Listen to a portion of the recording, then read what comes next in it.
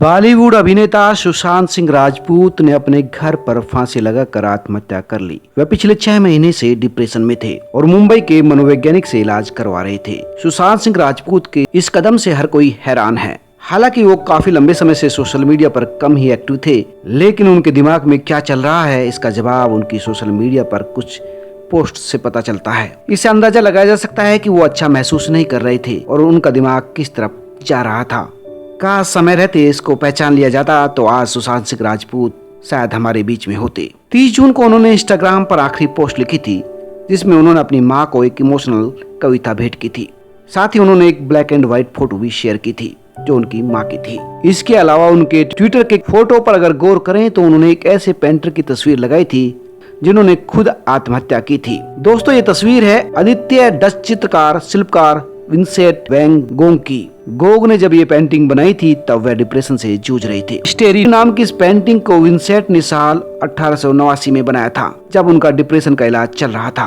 और इस पेंटिंग के कुछ दिन बाद ही गोग ने खुद को गोली मारकर आत्महत्या कर ली थी। उस वक्त वो सिर्फ 37 साल के थे, यानी सुशांत सिंह राजपूत से महज 3 साल बड़े। लेकिन उनकी जिंदगी काफी उथल पुथल भरी रही। वो नौकरी और तमाम चिंताओं से डिप्रेशन में चले गए और अकेलेपन की वजह से उन्होंने आत्महत्या की। गोग की पूरी जिंदगी तनावों और परेशानियों में ही गुजरी। परेशानियों के चलते ही उन्हें 15 साल की उम्र में पढ़ाई छोड़नी पड़ी। स्कूल छोड़ने के बाद वैंग ने अपने अंकल के आर्ट शॉप पर डीलर की नौकरी करनी शुरू कर दी। इस दौरान वैंग का झुकाव न सिर्फ चित्रकला की ओर हुआ, बल्कि उन्होंने अपनी देसी भाषा डच के अलावा जर्मनी, फ्रेंच और इंग्लिश भाषा पर भी अच्छी पकड़ बना ली। करीब 20 साल बाद 1873 में डच वैन को लंदन भेज दिया गया। चित्रकला के प्रति बढ़ता प्यार लगातार चित्रकला की ओर उन्हें खींचता रहा और यही वजह थी कि वो अपने खाली समय में लंदन की आर्ट गैलरियों में घूमा करते थे और दूसरे कलाकारों के चित्रों को निहारा करते थे।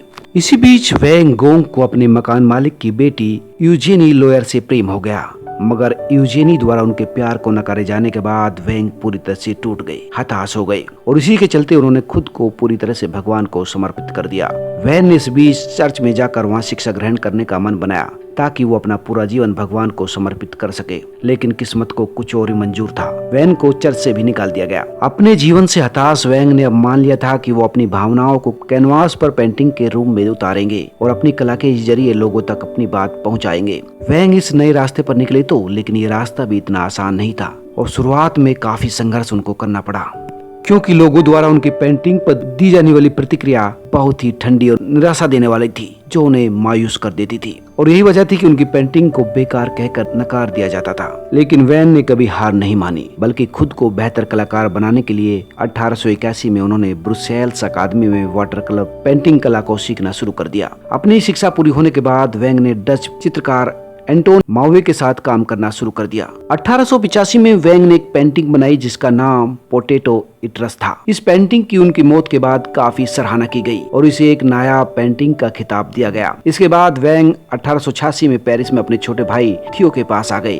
और उनके साथ ही रहने लगे। पेरिस आने के बाद वैंग ने अपने काम को और बेहतर करने के लिए अलग अलग कलाकारों द्वारा लिखी गई कई किताबों का अध्ययन करना शुरू कर दिया। इतना नहीं, वे अक्सर दूसरे चित्रकारों से मिलते थे, उनके काम के बारे में जानते थे। वैंग लगातार अपना समय पेंटिंग के लिए देते रहे, पेंटिंग बनाते रहे। वह अलग अलग तरह की चित्रकारी करते थे, जिसमें oil painting, drawing, sketch, portrait शामिल थे। दोस्तों, यकीनन अपने जीवन में तरह तरह के हालातों का सामना कर और काफी मेहनत कर वैंग गोग एक परिपक्व और संवेदनशील कलाकार बने, मगर इन सब चीजों ने वैंग को मानसिक तौर पर काफी प्रभावित किया। नतीजन अपनी उम्र के 37 साल आते आते वो मानसिक रूप से काफी बीमार हो गए। कई बार वे अपने होश खोकर पेंट को ही खाने लगते थे। वैंग की दिमागी हालत को देखते हुए उनके छोटे भाई थियो और थियो की पत्नी वैंग के साथ रहने लगे, लेकिन लगातार वैंग की हालत खराब होने लगी, जिसे देखते हुए वैंग को मानसिक अस्पताल में भर्ती करा दिया गया। लेकिन खराब मानसिक स्थिति के बावजूद वैंग की चित्रकला के प्रति चाहत कम नहीं हुई और उन्होंने अस्पताल के बाग में जाकर ही फिर से पेंटिंग बनानी शुरू कर दी। और इसी दौरान उन्होंने अपने जीवन की सबसे प्रसिद्ध पेंटिंग लेरिसिस और द स्टेरी नाइट बनाई। द स्टेरी नाइट वो पेंटिंग है जिसे सुशांत सिंह राजपूत ने अपने ट्विटर पर शेयर किया था। जैसे जैसे समय बीतता रहा, वैंग की समस्या गंभीर होती गई। वह लगातार तनावग्रस्त रहने लगे, छोटी छोटी बातों पर परेशान हो जाते और तबियत बिगड़ जाती और आखिरकार वैंग के तनाव की सीमा पार हुई और 27 जुलाई 1890 को सुबह पेंटिंग बनाते हुए वैंग ने अचानक अपनी पिस्टल उठाई और खुद को ही छाती में गोली मार ली। वैंग को अस्पताल ले जाया गया, लेकिन तब तक उनकी मौत हो चुकी थी। और इस तरह से एक बड़ा पेंटर खुद अपनी मौत का जिम्मेदार बन गया। वैंग ने अपने जीवन में करीब 860 ऑयल पेंटिंग, 1300 से अधिक वाटर कलर पेंटिंग और ढेरों स्केच बनाई। उनकी कुछ पेंटिंग की कीमत तो आज मिलियंस में है और कला के दीवाने उन्हें बड़ी चाहत और उत्साह के साथ खरीदते हैं। लेकिन अपने जीवन में वैन ने सफलता का स्वाद नहीं चखा और जिंदगी भर संघर्ष करते करते इस दुनिया को अलविदा कह गई, जैसा कि इस दुनिया में अक्सर बड़े लोगों, बड़े विद्वानों और गुणी लोगों के साथ होता है। दोस्तों, मनोवैज्ञानिक कहते हैं कि सुसाइड जैसा कदम उठाने से पहले मानसिक रूप से परेशान व्यक्ति कुछ न कुछ स्पेशल संकेत देने लगते हैं। अगर उनको बेहतर तरीके से समझ लिया जाए तो इंसान की जान बचाई जा सकती है।